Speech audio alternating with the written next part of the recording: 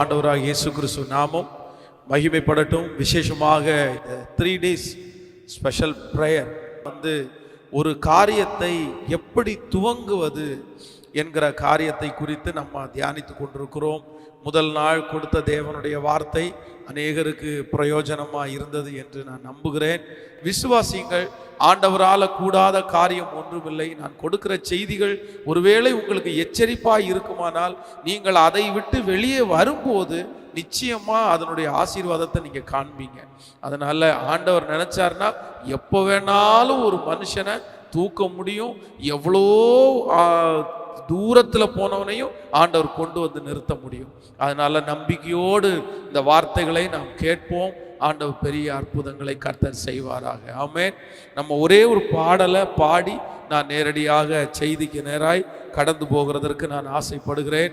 ஒரே ஒரு பாடலை நாம் எல்லாரும் சேர்ந்து கூட பாடலாம். யாக்கோபே நீ வேரூன்றுவாய்.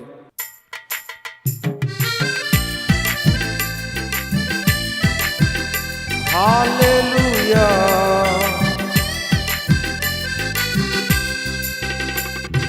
யாக்கோபே நீ வேரூன்றுவாய், யாக்கோபே நீ வேரூன்றுவாய், பூத்து குலுங்கிடுவாய், காய்த்து கனி தருவாய், பூத்து குலுங்கிடுவாய், காய்த்து கனி தருவாய், இந்த பூமியெல்லாம் நிரம்பிடுவாய், இந்த பூமியெல்லாம் நிரம்பிடுவாய். ஆண்டவர் உங்களை பார்த்துதான், என் மகனே நீ வேரூன்றுவாய், என் மகனே நீ வேரூன்றுவாய், பூத்து குலுங்கிடுவாய், காய்த்து கனி தருவாய், பூத்து குலுங்கிடுவாய், காய்த்து கனி தருவாய், இந்த பூமியெல்லாம் நிரம்பிடுவாய், இந்த பூமியெல்லாம் நிரம்பிடுவாய்.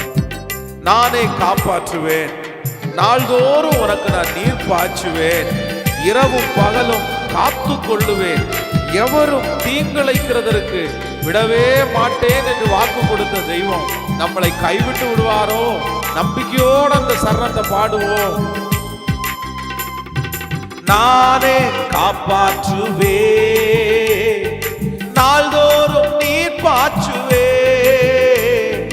நானே காப்பாற்றுவேன், நாள்தோறும் நீர் பாய்ச்சுவேன், இரவும் பகலும் காத்துக் கொள்வேன், இரவும் பகலும் காத்துக் கொள்வேன், எவரும் தீங்கிழைக்க விட மாட்டேன், எவரும் தீங்கிழைக்க விட மாட்டேன். சொல்லுவோம், என் மகனே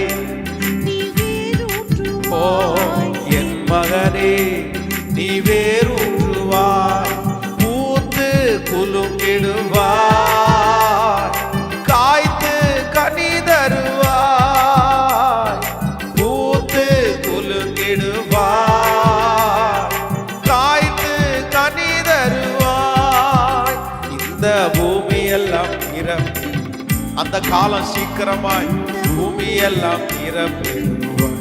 அருமையான மகன் அல்லவோ, எனக்கு பிரியமான பிள்ளை அல்லவோ, உன்னை நான் என்றும் நினைக்கின்றேன், உனக்காக என் இதயம் ஏங்குகின்றது. எவ்வளவு அழகான வரிகள், சேர்ந்து பாடலாமே. ஓ அருமையான மகன் அல்லவோ, பிரியமான பிள்ளை அல்லவோ, அருமையான மகன் அல்லவோ,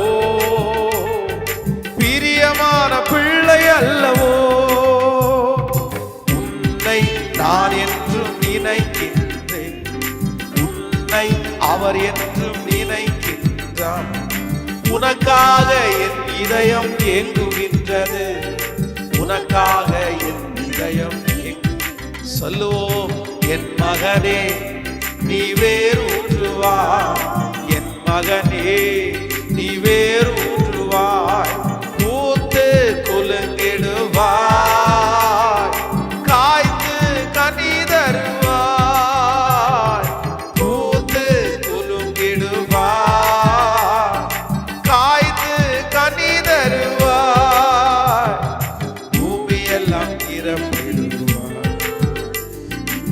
பூமியெல்லாம் நிரப்பிடுவார். உன்னோடு நான் இருந்து உனக்காக வழக்காடுவேன். அச்சுறுத்துவோர் எவரும் இன்றி அமைதியிலே நீ இளைப்பாறுவார். எவ்வளவு அழகா ஆண்டவர் நம்மோட பேசுற அந்த வார்த்தையை விசுவாசித்து நம்ம சொல்லுவோமா? நன்றி ஆண்டவரே, நன்றி. உன்னோடு நான் இருந்து உனக்காக வழக்காடுவே. உன்னோடு நான் இருந்து உனக்காக வழக்காடுவே. அச்சுறுத்துவோ எவருமின்றி, அச்சுறுத்துவோ எவரும் அமைதியிலே நீ இளைப்பாறுவார். அமைதியிலே இளைப்பார். ஓ என் மகனே, நீ வேறு. உங்களை பார்த்துதான் ஆண்டவர் சொல்றாரு. ஆண்டவர் உங்களை நிறுத்த போறார். ஓ பூத்து குலுங்கிடுவாய், காய்ந்து கனி தருவாய். பூத்து குலுங்கிடுவாய், காய்ந்து கனி தருவாய். இந்த பூமியெல்லாம் நிரப்பிடுவாய், இந்த பூமியெல்லாம் நிரப்பி. நுகங்களை முறித்து விட்டே, கட்டுகளை அவிழ்த்து விட்டே. நுகங்களை முறித்து விட்டே, கட்டுகளை அறுத்து விட்டே. இனிமேல் நீ அடிமையாவதில்லை அப்பா, இனிமேல் நீ அடிமையாவதில்லை. எனக்கே ஊழியம் செய்திடுவார், எனக்கே ஊழியம் செய். இப்ப சேர் என் மகனே, வேறு ஊன்றுவாய். என் மகனே, நீ வேறு ஊன்றுவாய். பூத்து குலுங்கிடுவாய், காய்ந்து கனி தருவாய். பூத்து குலுங்கிடுவாய், காய்ந்து கனி தருவாய். இந்த பூமியெல்லாம் நிரப்பிடுவார். ஆமென். ரொம்ப அழகான ஒரு பாடல். இந்த பாடல் ஆண்டவர் நம்மிடத்துல சொல்றது மாதிரியே இருக்குது. ஆண்டவர் நமக்கு வாக்கு கொடுக்கிறார். நீ அருமையான மகன், எனக்கு பிரியமான பிள்ளை. அதனால என்னைக்குமே நான் அவனை நினைக்கிறேன். எனக்காக என் இதயம் அப்படியே ஏங்குகிறது. உன்னோடு நான் இருந்து உனக்காக வழக்காடுவேன், நானே காப்பாற்றுவேன், நாள்தோறும் நீர் பாய்ச்சுவேன், இரவும் பகலும் காத்து கொள்வேன், உன்னை ஒருவரும் தீங்கிழைக்க விடவே மாட்டேன். நான் நம்புகிறேன் இந்த 3 நாட்கள் இந்த ஜெபத்துல நீங்க இழந்து போன எல்லா மகிமையும் ஆண்டவர் திரும்ப தருவாராக.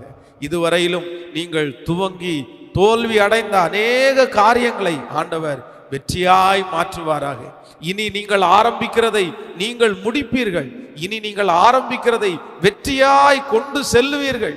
இனி நீங்கள் ஆரம்பிக்கிறதுல தோல்வி வருவது இல்லை என்று நான் ஆண்டவருடைய சமூகத்திலே உங்களுக்காக நான் ஜெபிக்கிறேன், உங்களுக்காக நான் மன்றாடுகிறேன். ஆண்டவரும் அந்த வார்த்தையை உங்களுக்கு நிலைப்படுத்தி தருவாராக. இதுவரையிலும் ஒருவேளை நீங்கள் ஆரம்பித்தது தோல்வியா இருக்கலாம், இதுவரையிலும் நீங்க ஆரம்பிச்சு நஷ்டப்பட்டு இருக்கலாம். ஆனா இனி ஆரம்பிக்கிறதுல ஆண்டவர் ஒரு ஸ்பெஷல் ஞானத்தை உங்களுக்கு கொடுத்து உங்களை வெற்றியாய் நடத்த போறார். ஆமென். அந்த ஒரு வரிய திரும்ப ஒரு விசை கூட நம்ம பாட போறோம். ஆண்டவரே நம்ம இனி காப்பாற்ற போறாரு, ஆண்டவரே இனி நீர் பாய்ச்ச போறாரு. ஆண்டவரே இரவும் பகலும் இனி நம்ம அல்ல, இனி நம்ம அல்ல.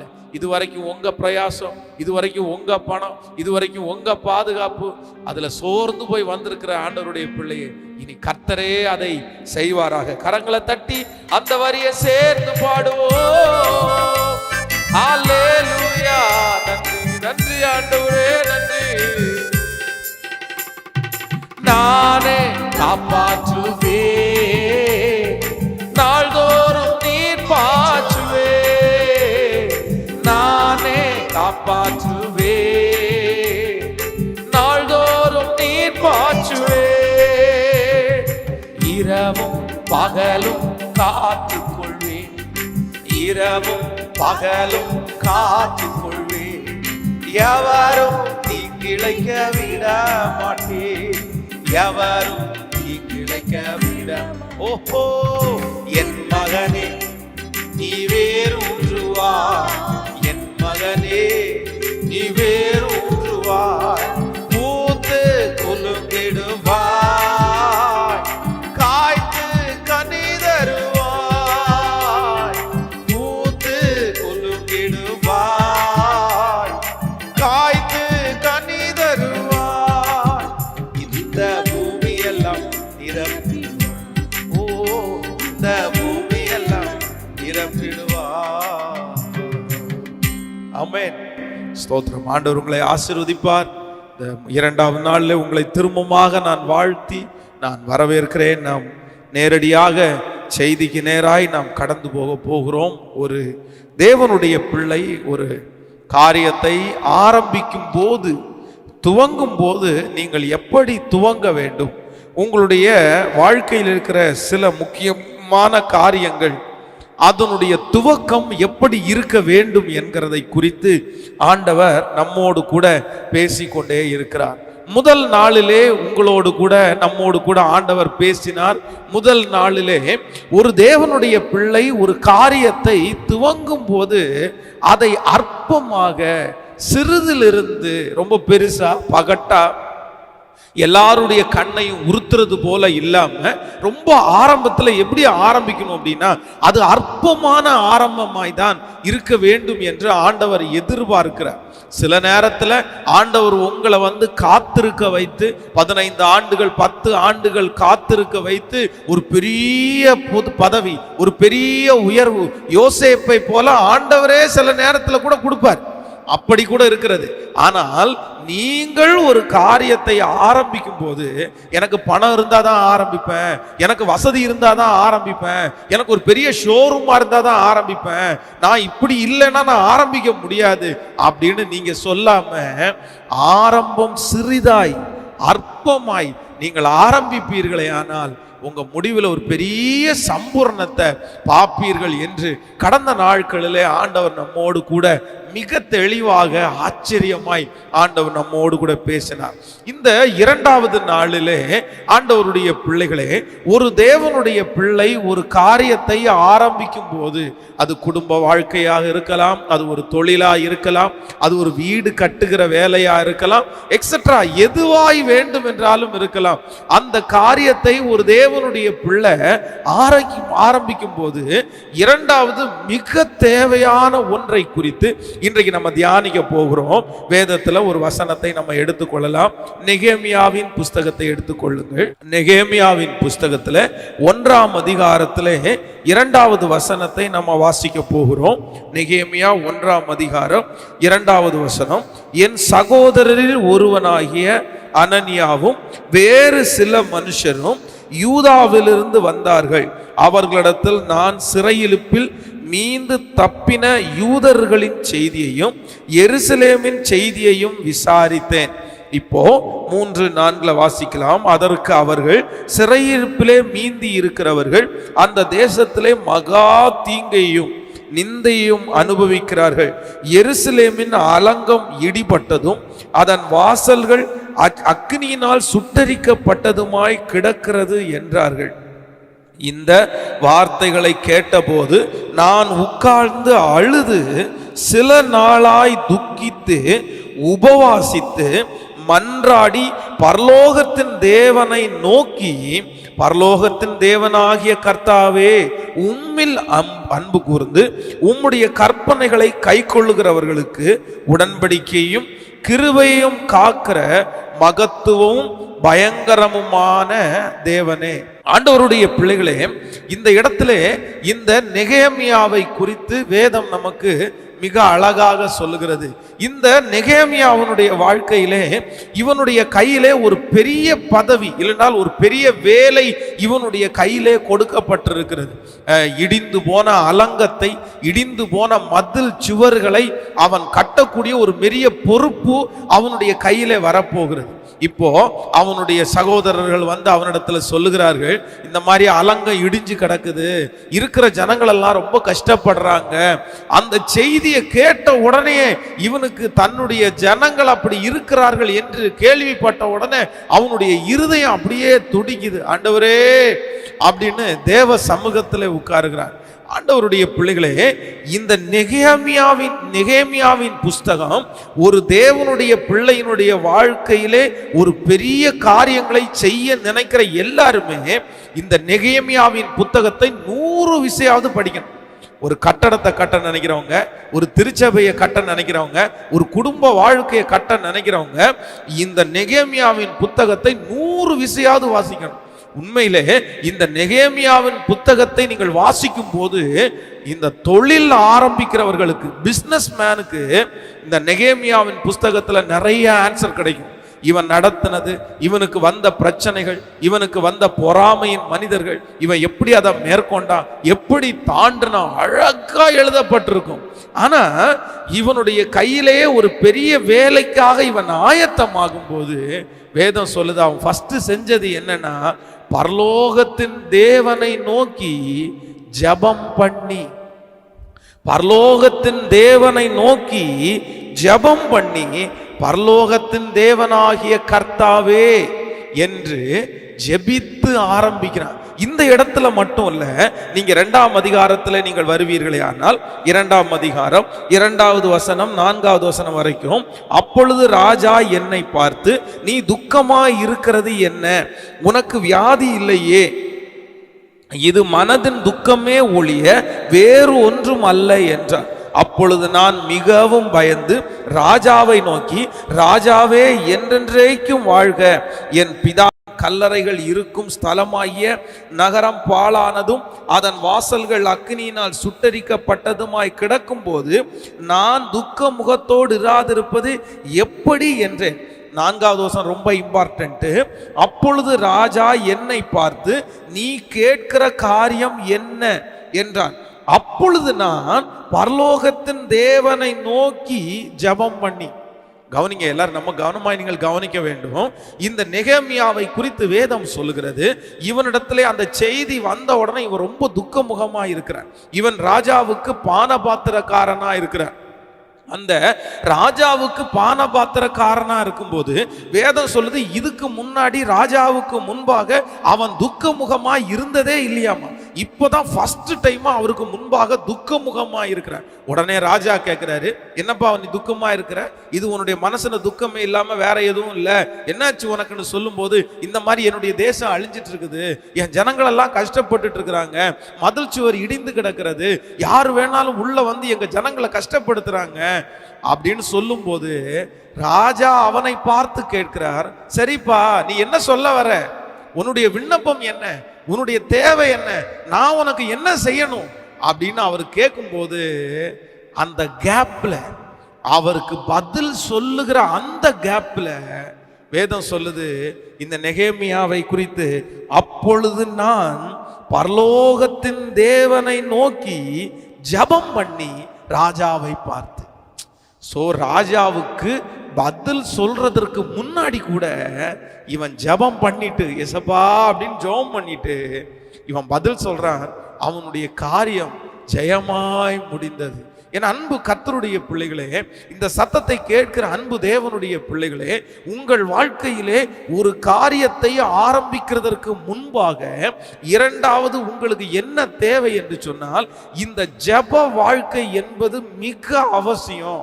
இன்றைக்கு நிறைய பேர் ஏன் தோற்று போகிறார்கள்? இன்னைக்கு நிறைய பேரால் ஏன் கடைசி வரைக்கும் ஓட முடியல?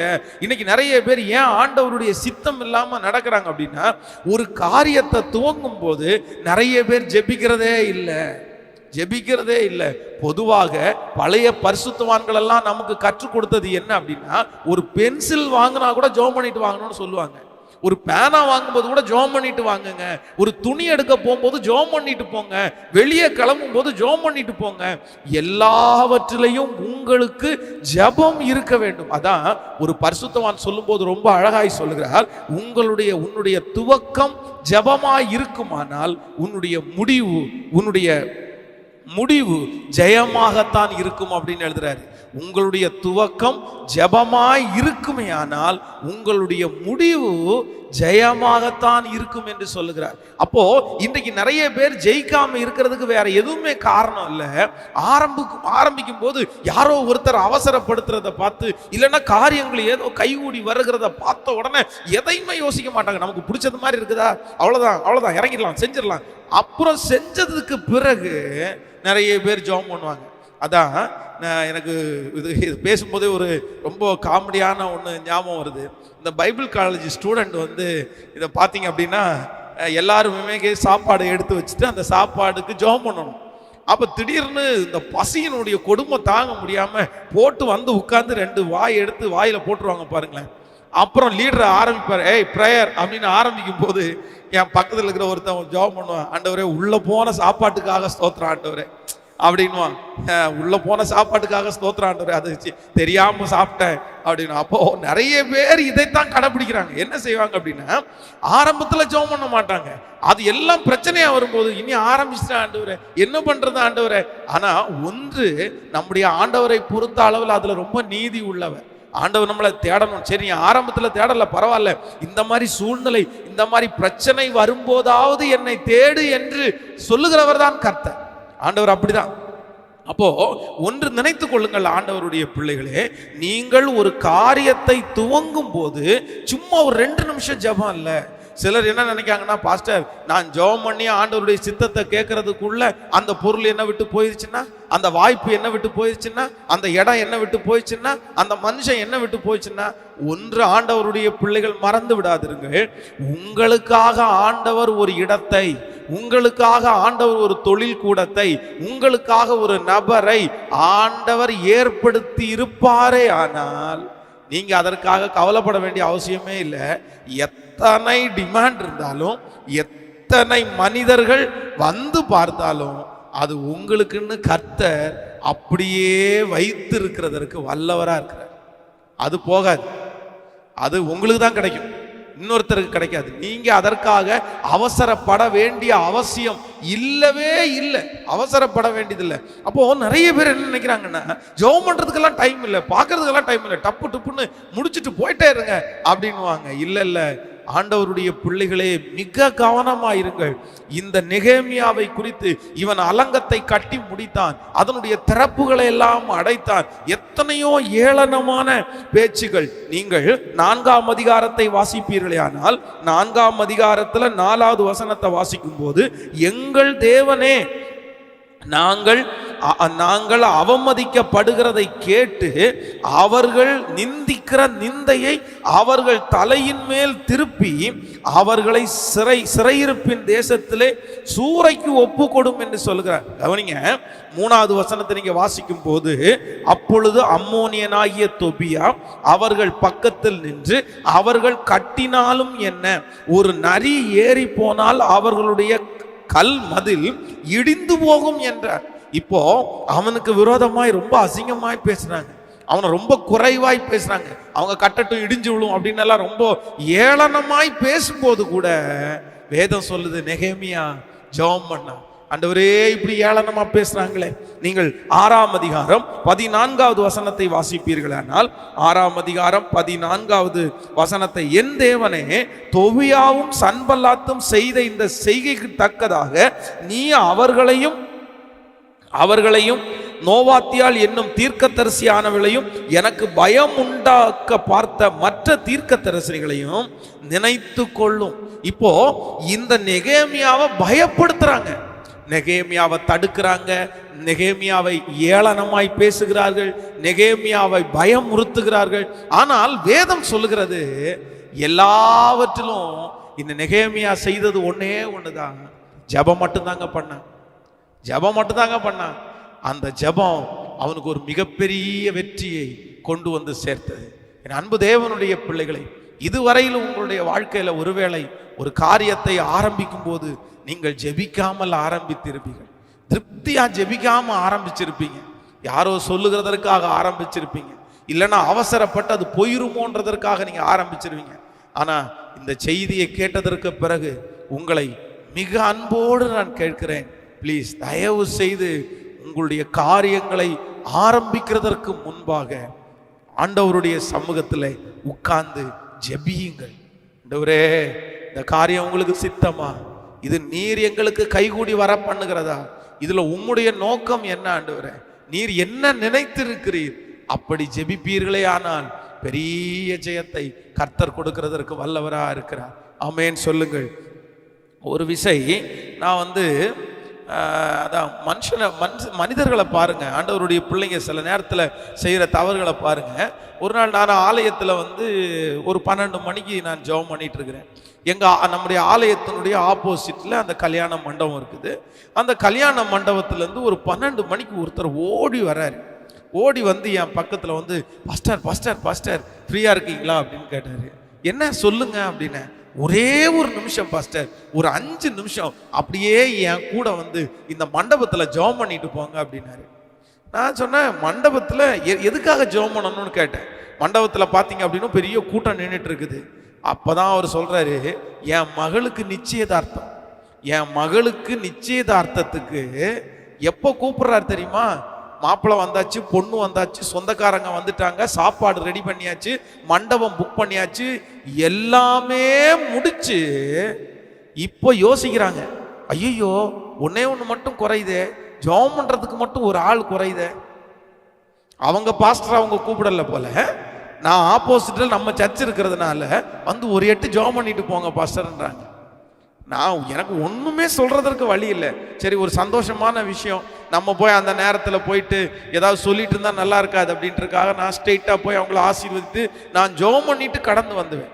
நன்றாய் கவனிங்கள் ஆண்டவருடைய பிள்ளைகளே, நான் சொல்றேன், உங்களுடைய குடும்ப வாழ்க்கை இல்லை என்றால் நீங்கள் துவங்குற காரியத்துல ஆண்டவரையே முக்கியத்துவப்படுத்தாம நீங்க ஆரம்பிக்கிறதுல எப்படி வெற்றி இருக்கும்னு நீங்க நினைக்கிறீங்க?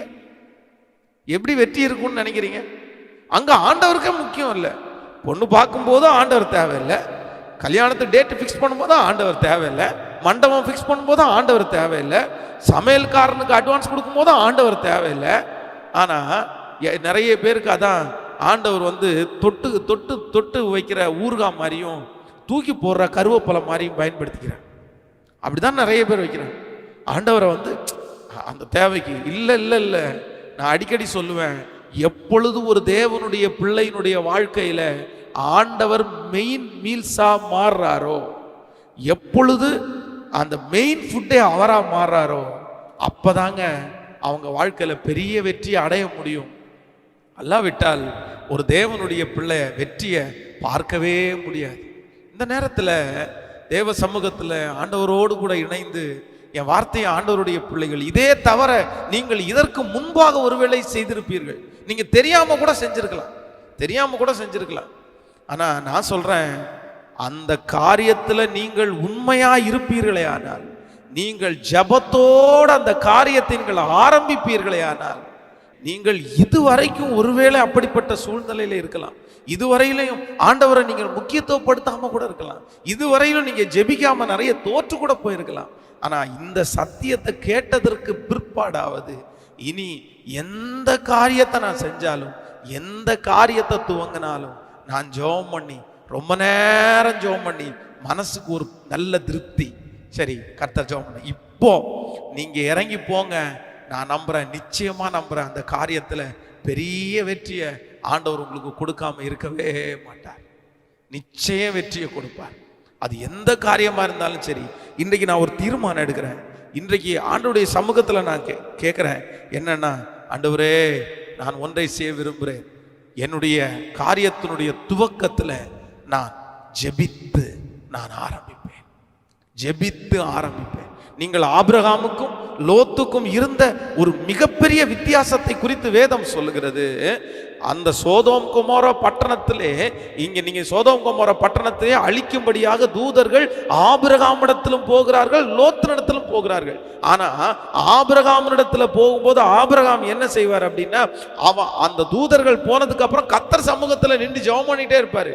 ஆண்டவரே, துன்மார்க்கரோடு சேர்ந்து நீதிமான்களையும் அழிப்பது உமக்கு தூரமா இருப்பதாக அப்படின்னு. ஆனா லோத்து விட்ட அந்த குவாலிட்டியை நீங்க எதிர்பார்க்கவே முடியாது. இன்னும் ஆபிரகாமும் லோத்தும் ஒருத்தரை விட்டு ஒருத்தர் பிரியும் போது கூட ஆபிரகாம் ஆண்டவருடைய வார்த்தைக்காக வெயிட் பண்ணிட்டு இருப்பார். நான் எங்க போன ஆண்டவரே? ஆனா லோத்து அப்படி இல்லை. தன்னுடைய கண்களில் பார்க்கும்போது செழிப்பா இருக்கிற இடத்த பார்த்துட்டான். அந்த செழிப்பா இருக்கிற இடம் அவனுக்கு பிடிச்ச அடுத்த நிமிஷத்துல ஈவன் நான் டிசைட் பண்ணிட்டேன், ஓகே போலாம், எனக்கு இந்த இடம் போதும் அப்படின்னுவான். ஆனா ஆபிரகாம், ஆண்டவரே, கர்த்தரே சொல்லுவாரு, நீ எங்கெல்லாம், அந்த அதிகாரத்தை நீங்க வாசிச்சு பாத்தீங்கன்னா ரொம்ப ஆச்சரியமா இருக்கும். கர்த்தர் சொல்லுவார், நீ எங்கெல்லாம் நடக்க முடியுமா நடடா, நீ கால் மிதிக்கிற எல்லாவற்றையும் நான் உனக்கு தந்துருவேன் அப்படின்னு சொல்லுவார். இன்றைக்கு ஜெபிக்கிறவங்களுக்கு, கர்த்தரை தேடுறவங்களுக்கு அப்படித்தான் நடக்கும். உங்களுக்கு ஏதாவது ஒரு ஆபத்து அதுல வரும் என்றால் கர்த்தரை ஆரம்பத்துல காண்பித்து கொடுப்பார். அதுல ஒரு நஷ்டம் வரும்னா கர்த்தரே உங்களுக்கு சொல்லி கொடுப்பார், சமாதான குறைவை தருவார். நீங்க அப்படியே பொறுத்திருந்து ஒரு வெற்றியான வாழ்க்கை வாழ முடியும். ஆமென் சொல்லுங்கள். ஹல்லேலூயா. நான் ஒரு சாட்சியை மட்டும் உங்களுக்கு சொல்றேன். இந்த சாட்சி உங்களுக்கு பிரயோஜனமா இருக்கும் அப்படின்னு நான் நம்புறேன். என்னுடைய திருமணத்திற்கு அப்பொழுது பெருசா யாருமே இல்லை, சப்போர்ட்டுக்கு ஆள் இல்லை. நான் என்னுடைய திருமணம் கோயம்புத்தூர்ல தான் நடந்துச்சு. அப்போ அந்த கோயம்புத்தூர்ல நான் ஒருவனாக, நான் எங்க வெஸ்லி ஐயா அம்மா அப்பா இருந்தாங்க, அவங்க சில உதவிகள் செய்தார்கள். ஆனால் மற்ற எல்லா வேலையுமே நான் மட்டும்தான் செய்ய வேண்டியது இருந்தது. அந்த நாட்களில் மண்டபம் புக் பண்ணுறது, மற்ற வேலைகள், கல்யாண கார்டு அடிக்கிற வேலைகள், கொண்டு கொடுக்குற வேலைகள் எல்லாம் நான் ஒரே ஒருத்தன் தான் செஞ்சேன். அப்போ திருமணத்திற்கு முன்பாகவே இந்த வேலை பழுவின் நிமித்தமாக நிறைய தூங்க முடியல என்னால. அப்போ அந்த நேரத்தில் தான் ஒருத்தர் சொல்றாங்க, பாஸ்டர், இன்னும் மேரேஜுக்கு உங்களுக்கு ஆஃப் டே தான் இருக்குது, கண்ணெல்லாம் ரொம்ப உள்ள போனது மாதிரி இருக்குது, ஒன்று பண்ணுங்க, எல்லா வேலையும் இருக்கட்டும், வேலையெல்லாம் நம்ம முடிச்சாச்சு, நீங்க போய் ஒரு 6 மணி நேரம் ஒரு இடத்துல ரெஸ்ட் எடுத்துட்டு வாங்க அப்படின்னு சொல்லி, நான் இப்போ ஒரு வீடு ஒன்று, திருமணமானதுக்கு அப்புறம் குடி போகிறதுக்கு ஒரு வீடு எடுத்துட்டேன். ஆனால் பழைய வீடை காலி பண்ணலை. அந்த வீட்டில் யாரும் இருக்க மாட்டாங்க, நீங்கள் அங்கே போய் நீங்கள் கொஞ்சம் ரெஸ்ட் எடுத்துட்டு வாங்க அப்படின்னாங்க. நான் பெருமைப்படுத்தி சொல்லலை, இல்லை, அந்த கிருபையெல்லாம், எல்லா மகிமை கனம் ஆண்டவருக்கு ஒருத்தருக்கு தான்.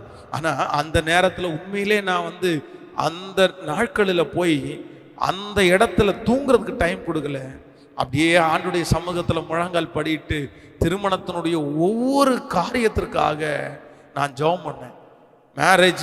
மேரேஜுக்கு போகிறதற்கு 3 மணி நேரத்துக்கு முன்னாடி நான் ஜெப அறையில் இருந்தேன். இன்னைக்கு நடக்கிற திருமணம், அவங்களுடைய போக்குவரத்து, எதிர்கால வாழ்க்கை, எதிர்கால ஊழியம் என் கையில் எதுவும் இல்லைப்பா. நான் எப்படி நடத்த போகிறேன், எப்படி இந்த திருமணம் பண்ணி கடந்து போகிறது எனக்கு ஒன்றுமே தெரிலப்பா. ஆனால் நான் நம்புறேன், அன்றைக்கு அந்த திருமணம் மட்டுமல்ல, எல்லாவற்றையும் ஆண்டவர் நேர்த்தியாய் வெற்றியாய் கர்த்தர் மாற்றி தந்தார். ஹல்லேலூயா. ஸோ இன்று ஆண்டவர் உங்களிடத்துல தெளிவாய் பேசுகிறார். இருக்கிற யாரோ ஒருத்தரிடத்துல ஆண்டவர் தெளிவாய் பேசுகிறார். நம்பர் 2, ஒரு காரியத்தை துவங்கும் போது, ஒரு காரியத்தை ஒரு தேவனுடைய பிள்ளை ஆரம்பிக்கும் போது அவர்கள் செய்ய வேண்டிய 2வது காரியம் என்னவென்றால், ஜபத்தோடு ஆரம்பிப்பீர்களே ஆனால் அது வெற்றியா இருக்கும். வேதத்தில் இன்னும் ஒரு சில காரியங்களை கூட உங்களுக்கு வேகமாய் சொல்லி உங்களுக்காக ஜெபித்து முடிக்கிறதற்கு நான் ஆசைப்படுகிறேன். நீங்கள் தாவீதனுடைய வாழ்க்கையை கூட எடுத்து வாசிக்கும் போது வேதம் சொல்லுகிறது, தாவீதும் அப்படித்தான் தன்னுடைய வாழ்க்கையிலே ஒரு மிகப்பெரிய வெற்றி உள்ள ஒரு தலைவனாய் அவன் மாறுவதற்கு அவனுடைய ஆரம்பம் என்னவா இருந்துச்சுன்னா ஜெபமா தான் இருந்துச்சு.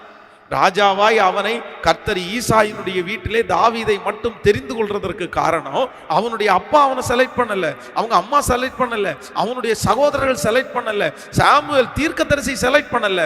ஆனா வேதம் சொல்லுகிறது, அந்த வனாந்தரத்தில் கொஞ்ச ஆடுகளை மேய்க்கும் போது ஆண்டவரோடு சங்கீதங்களினால் ஆராதனைகளினால் கர்த்தரை ஆராதிச்சு ஜெபம் பண்ணிட்டே இருந்ததுனால அவனுடைய வாழ்க்கையில கர்த்தர் அவனை ராஜாவாய் அபிஷேகித்தது மட்டுமல்லாமல் முடிவு வரை வெற்றி உள்ள ஒரு ராஜாவாய் அவன் திகழ்ந்தான்.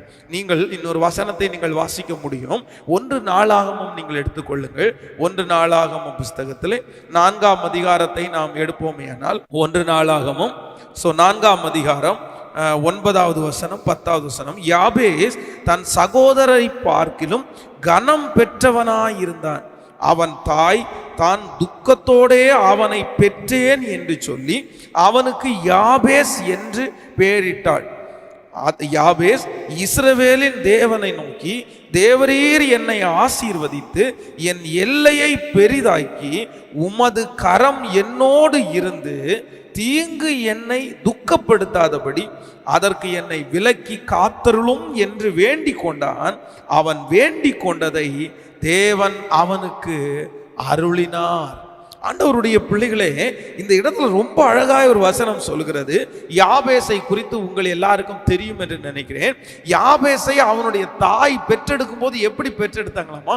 துக்கத்தோடு பெற்றெடுத்தாங்களாம், வேதனையோடு பெற்றெடுத்தாள். ஐயோ, இந்த பிள்ளையும் இப்படி பிறந்துச்சு அப்படின்னு. ஆனா யாபேசனுடைய வாழ்க்கையினுடைய துவக்கம் எதுவா இருந்துச்சு தெரியுமா?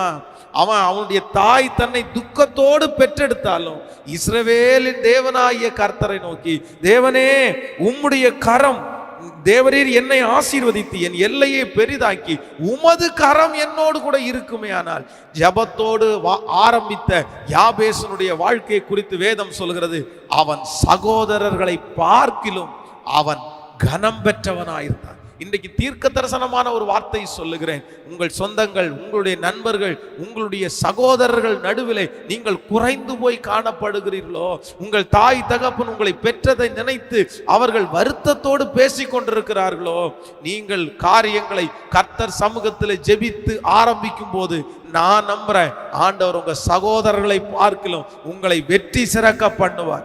சகோதரர்கள் நடுவிலே உங்களுக்கு ஒரு பந்தியை ஆயத்தப்படுத்துவார். வெறுக்கிற சகோதரர்கள், வெறுக்கிற தாய் தகப்பனுடைய சமூகத்தில் ஆண்டவர் உங்களை தலை நிமிர பண்றதற்கு வல்லவரா இருக்கிறார். சோ ஒரே ஒரு முடிவு இன்றைக்கு எல்லாரும் எடுக்க போறோம். தேவரே, நான் இனி எதை ஆரம்பிச்சாலும் ஆண்டவரே, நான் ஜெபத்தோடே ஆரம்பிப்பேன், பிரேயரோடே ஆரம்பிப்பேன். நீர் என்னோடு கூட இருப்பீரையானால் இந்த காரியம் ஜெயமாய் மாறும். ஹல்லேலூயா. நீங்கள் சீடர்களை குறித்து வேதத்தில் வாசிக்கும் போது ஆண்டவர் இந்த உலகத்திலிருந்து அவர் பரலோகத்திற்கு எடுத்து கொள்ளப்பட்டதற்கு பிற்பாடு அவர்கள் எல்லாரும் 120 பேர் வேதம் சொல்லுகிறது. அவங்க எல்லாரும் மேல் வீட்டு அறையிலே, அந்த சீடர்களுடைய கூட்டம் மேல் வீட்டு அறையிலே ஜெபித்தார்கள். அவர்கள் எல்லாம் ஜெபம் பண்ணதுக்கு பிறகு பரிசுத்த ஆவியானவர் அவங்க மேல இறங்கினார். அதற்கு பிறகு ஊழியத்துக்கு கடந்து போனாங்க. அவங்க ஊழியத்தில் அற்புதம் நடந்தது. அவங்க ஒரு பிரசங்கத்தில் 5000 பேர் ரட்சிக்கப்பட்டாங்க, 3000 பேர் ரட்சிக்கப்பட்டாங்க. பெரிய எழுப்புதலை அவர்கள் பார்த்தார்கள். அப்போ ஆண்டவருடைய பிள்ளைகளே, ஒன்று நினையுங்கள், ஊழியத்திலே ஊழியக்காரர்கள் ஆரம்பிக்கும் போது கூட ஜெபத்தில் ஆரம்பிச்சதுனால பெரிய வெற்றியை பார்த்தார்கள். நீங்கள் இயேசு அப்பாவை குறித்து வேதத்தில் வாசிக்கும் போது ஆண்டவர் ஊழியத்துக்கு வருவதற்கு முன்பாக அவர் மலையிலே போய், வனாந்தரத்தில் போய் 40 நாள் உபவாசம் இருந்து ஜெபம் பண்ணார். உபவாசம் இருந்து ஜெபம் பண்ணதற்கு பிற்பாடுதான் அவர் தன்னுடைய ஊழியத்தை கத்தர ஆரம்பிச்சார். அப்போஸ்தலனாகிய பவுலை குறித்து வேதம் சொல்கிறது, அனனியா தீர்க்கதரிசியை சந்திக்கிறதற்கு முன்பு அனனியா தீர்க்கதரிசிக்கு ஆண்டவர் கொடுத்த வார்த்தை என்ன தெரியுமா? நான் ஒருத்தனை வச்சிருக்கிறேன், அவன் இப்பொழுது ஜெபம் பண்ணுகிறான். ஃபர்ஸ்ட் ஒரு தீர்க்கதரிசியினிடத்துல அப்போஸ்தலனாகிய பவுலை இன்ட்ரோடியூஸ் பண்ணும் போதே ஆவியானவர் எப்படி இன்ட்ரோடியூஸ் பண்றாரு அப்படின்னா, அவன் இப்பொழுது ஜெபம் பண்ணுகிறான். சோ ஜெபத்திலே ஆரம்பித்த எதுவும் தோல்வியாய் போனதே இல்லை. ஹல்லேலூயா. முழங்காலில் நின்று யாரும் வெற்றி அடையாமல் போனதே இல்லை. முழங்கால் தான் நமக்கு மிகப்பெரிய வெற்றி. ஆமென் சொல்லுங்கள். எத்தனை பேர் விசுவாசிக்கிறீங்க? அப்படியே கண்ண மூடி ஒரே ஒரு சாங் மட்டும் பாடி அடுத்த ஒரு சில வார்த்தைகளை நம்ம சொல்லி ஆண்டவருடைய சமூகத்தில் நம்ம ஜெபிக்க போறோம். ஜெபத்தை கேட்கும் தேவன் அவர், ஜெபத்தை கேட்கும் எங்கள் தேவா, ஜெபத்தின் வாஞ்சை எங்களுக்கு தந்தரலும். நான் ஜெபத்துல தான் வீக், நான் நிறைய முயற்சி எடுக்கிறேன், நான் நிறைய செய்யணும்னு நினைக்கிறேன், நான் ராத்திரி பகலா உழைக்கிறேன், ஆனா எனக்கு ஜெபந்தான் எனக்கு வரல. அந்த ஜெப ஆவியை இந்த கர்த்தர் தரட்டும். இந்த பீரியட் நம்ம வீட்டில் இருக்கும் அந்த ஜெபத்தினால நிரம்பட்டும். ஹல்லேலூயா. ஜெபத்தை கேட்கும் எங்கள் தேவா, ஜெபத்தின் வாஞ்சை தந்தருளும். ஜெபத்திலே தாரித்திருந்து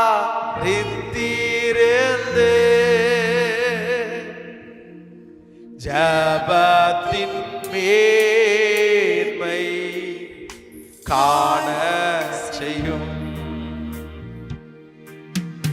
ஜபமே ஜீவ, ஜபம் ஜெயம். ஜீவியத்திற்கு இதுவே சட்டம். ஜபமே ஜீவன், ஜபம் ஜெயம். ஜீவியத்திற்கு இதுவே சட்டம். ஒரு விஷயம் கூட சொல்லுவோம். ஜபமே ஜீவன், ஜபம் ஜெயம். ஜீவியத்திற்கு இதுவே சட்டம். ஜபமே ஜபமே ஜீவன், ஜபம் ஜெயம். ஜீவியத்திற்கு இதுவே சட்டம். ஆகாத நோக்கம் சிந்தைதானை ஆகற்றும் எங்கள் நெஞ்சை விட்டு. தானானதாக்கும் மானமெல்லாம் கேட்கும்படி கிருபை செய்யும். இப்ப சொல்லுவோம். ஜபமே ஜபமே எல்லாரும் சேர்ந்து உங்களுடைய வீடுகளில் இருந்தீங்க சொல்லுங்க. நீங்கள் வேலை ஸ்தலத்தில் இருந்து அதை சொல்லுங்க. இதுவரை அந்த ஜபம் மையம், அந்த ஜபம் வேகம். எந்த காரியத்தை துவங்கினாலும் ஒரு ஜபத்தோடு துவங்கக்கூடிய கிருபை தாரும். சொல்லுவோம். ஜபமே ஜபமே ஜீவ, ஜபம் ஜெயம்.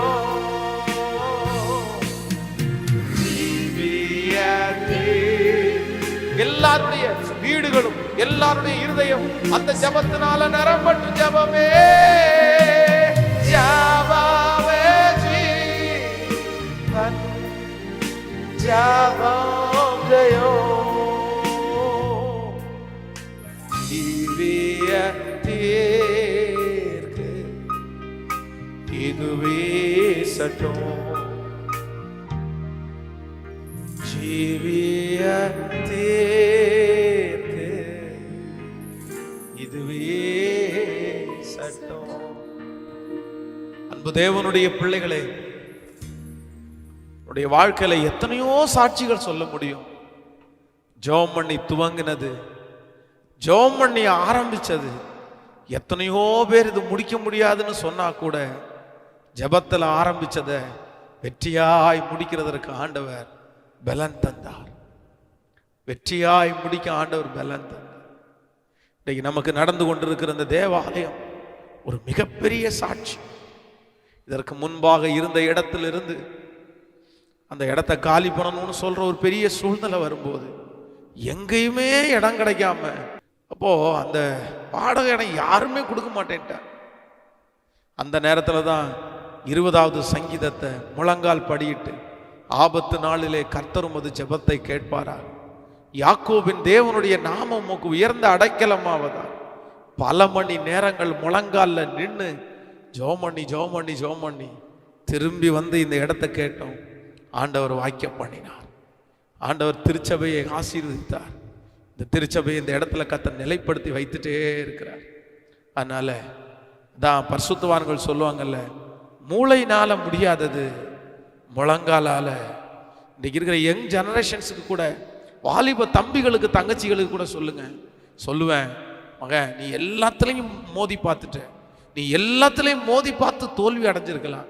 ஆனால் ஜெபத்தில் மோதிப்பார், ப்ரேயரில் மோதிப்பார், ப்ரேயரில் நின்றுப்பார், முழங்கால முடக்கிப்பார். நிச்சயமா பெரிய வெற்றியை ஆண்டவர் கொடுக்க வல்லவராக இருக்கு.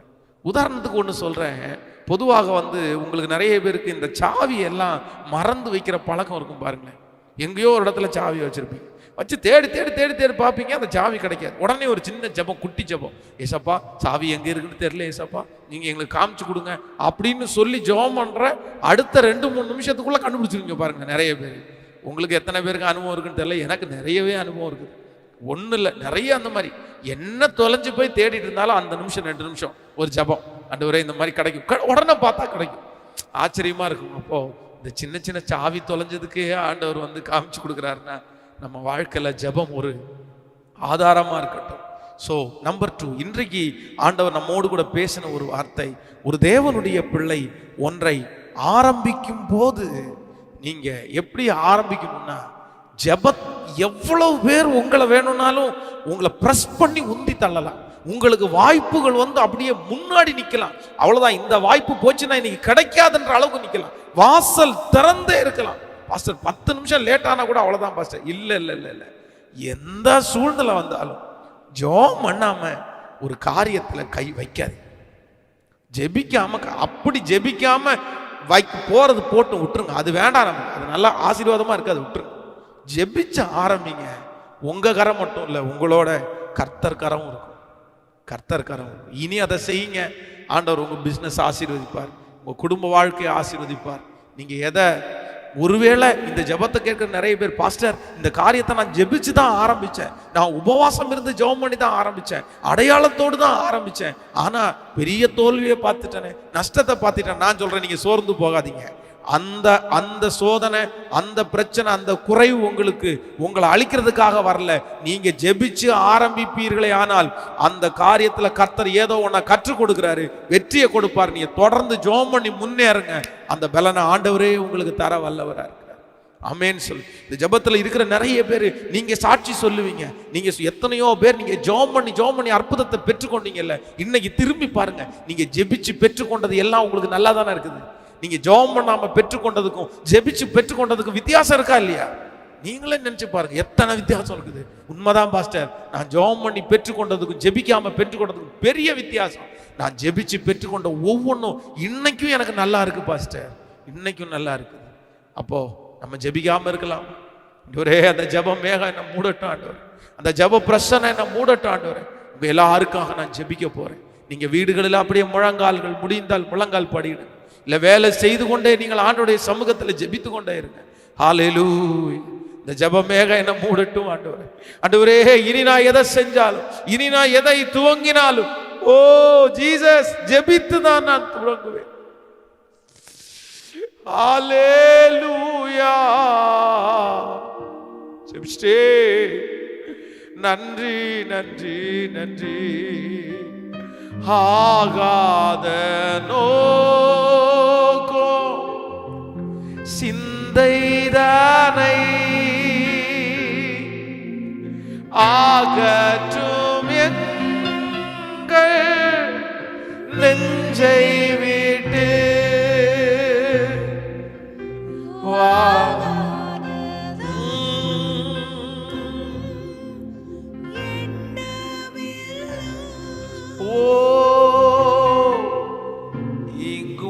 வாடி கிருபை செய்யும். இப்ப சேர்ந்து ஜெபமே ஜீவன், ஜெபமே ஜீவன், ஜெபம் ஜெயம். ஜீவியத்திற்கு ஜீவியத்திற்கு இதுவே சட்டம்.